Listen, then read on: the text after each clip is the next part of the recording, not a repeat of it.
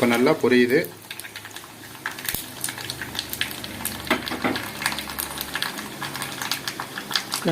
இப்போ அடுத்தது கருவேப்பிலை ஆட் பண்ணிக்கலாம்.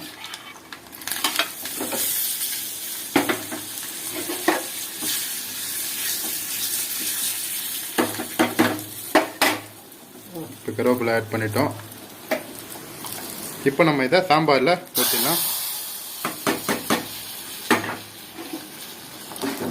இப்போ சாம்பாரில் ஆட் பண்ணியாச்சு.